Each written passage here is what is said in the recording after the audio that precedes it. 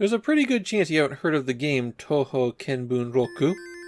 As an adventure game only released in Japan, it didn't really get around. In Japan, however, the game has become a bit of a meme. It's one of those games that every retro game fan knows because of its outrageous reputation.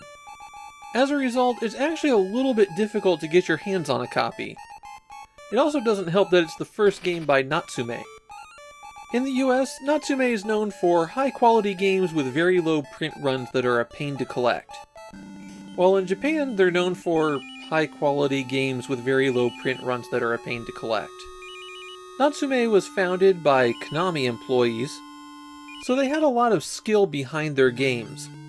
They only release 8 games on the Famicom, and I won't say every single one of them is brilliant, but they do have a pretty good batting average. The back of Touhou Kenbun Roku's box says it's a psychedelic new wave adventure. And I can't really argue with that. The title is taken from the Japanese translation of The Travels of Marco Polo. It's also used as one of the main characters' name. The story is that Bunroku is a student majoring in time travel, and he wants to write his thesis on Marco Polo. But something goes wrong in the time travel, and Marco's father is unable to continue the journey to China. So now Bunroku and Marco are traveling the Silk Road together. The adventure game uses the standard text menu style that we've seen many times on Famicom games so far. There's 2 pages of commands, and you flip between them by pressing B. However, there really aren't that many commands. Look and search are separated for some reason. The menus go look, talk, use, go, and then on page 2, search, hit, take, and switch. Switching switches which character you're controlling, Marco or Bunroku. The game is divided up into 5 chapters, each one giving the characters a different adventure, like trying to spread Christianity and getting Jesus to jump kick someone. It's really the last chapter that made the game a meme, so I'm going to give away the ending. Upon reaching China, Marco and Bunroku are swept into a fleet that's about to invade Japan. But the fleet is leaving too early, and the massive storm that became known as the Kamikaze won't be there to destroy the fleet this time.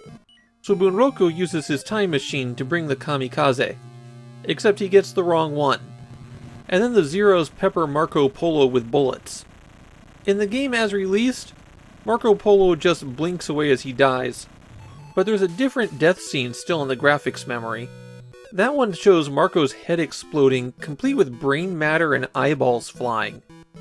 Since that would be out of nowhere, I decided not to share that one. It does represent the weird anything goes attitude of Touhou Kenbun Roku though. Marco Polo was killed on his expedition because his time-traveling buddy screwed up? Sure, why not? An enormous sequence around a drug trip? Of course! The other thing the game is known for is its absurdity. If you want to check it out for yourself, I do need to give you a warning. There's quite a few racially insensitive caricatures here. If you want to try to beat the game on your own, I definitely don't recommend that. This is one of those adventure games where you have to repeat the same actions over and over again, getting a different result each time. There's also quite a few instant death moments where if you choose the wrong action, that's it. And once you've selected a verb, you're locked in. You can't back out of the menu. And it felt like the solution to just about everything was to hit somebody. It felt very strange for an adventure game to use hit that often. And in a game this nonsensical and absurdist, the puzzles just don't make any sense. I'll give Touhou Kenbun Roku this. I'm not going to be forgetting this one anytime soon. It really does fulfill that promise of a psychedelic adventure. However, the zaniness is really the only thing the game has going for it. It makes it a game designed for internet memes before they had internet memes. And just like those memes, there isn't a whole lot there once you get past the surface.